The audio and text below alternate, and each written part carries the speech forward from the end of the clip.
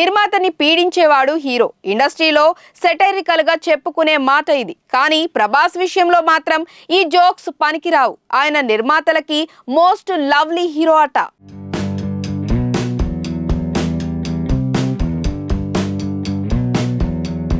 ప్రభాస్ హృదయం మంచిదంటారు సినిమా జనాలు చాలా మంది. ఎలా ఎందుకు అంటే ఇండస్ట్రీ వర్గాలు తెలిపిన సమాచారం ప్రకారం మిగిలిన హీరోలకు ప్రభాస్కు వ్యవహార శైలిలో చాలా తేడా ఉంది. అవే నిర్మాతల దృష్టిలో ప్రభాస్ను ఉన్నతంగా నిలుపుతున్నాయి. ప్రభాస్కు రెమ్యునరేషన్ ఇస్తే చాలు, మరో రూపాయి కూడా అదనంగా ఇవ్వనక్కర్లేదట.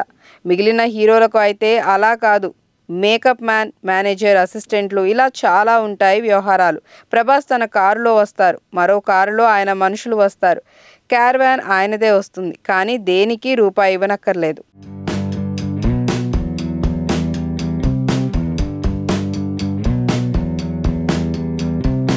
వేరే హీరోలు అయితే డ్రైవర్కు బేటా ఇవ్వాలి, సొంత క్యారవాన్ అయినా దానికి ఇవ్వాల్సింది ఇవ్వాలి. అసిస్టెంట్లు, మేకప్ మ్యాన్లకు ఫీజులు ఉంటాయి. అదేవిధంగా ప్రభాస్ కూర్చోవటానికి టెంట్ కూడా ఆయనదే వస్తుంది, కానీ దానికి రూపాయి కూడా ఇవ్వనక్కర్లేదు. అలాగే ప్రభాస్ ఇంటి నుంచి క్యారేజ్ వస్తుంది, కనీసం 20 మంది తినేంత ఫుడ్ అది. ప్రొడక్షన్కు ఆ స్టార్ హోటల్, ఈ స్టార్ హోటల్ నుంచి ఫుడ్ తెప్పించాలి అనే పరిస్థితి లేదు. అలాగే తన బాడీ డబుల్స్కి కానీ తన బౌన్సర్లకు కానీ ప్రభాస్నే చెల్లిస్తారు. నిర్మాత మీద భారం వేయరు.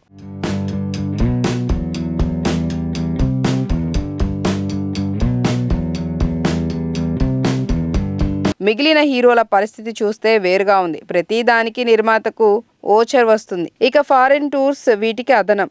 లంచ్ టైం ఫుడ్ ఏం కావాలో, ఎక్కడి నుంచి కావాలో అదే తెప్పించాలి. ఇక మిగిలినవన్నీ నిర్మాత ఖాతాలోనే. పైగా ప్రభాస్ రెమ్యునరేషన్ విషయంలో పెద్దగా పట్టింపులకు పోయిన క్షణాలు ఇప్పటి వరకు లేవు. హీరోయిన్స్ ఎవరు కావాలన్నది పూర్తిగా డైరెక్టర్కి వదిలేస్తాడట. ఇవన్నీ కాక డార్లింగ్తో సరైన సినిమా చేస్తే ఎంత మిగులుద్దో అందరికీ తెలుసు. అందువల్లనే ప్రభాస్ గ్రేట్ అనాల్సిందే.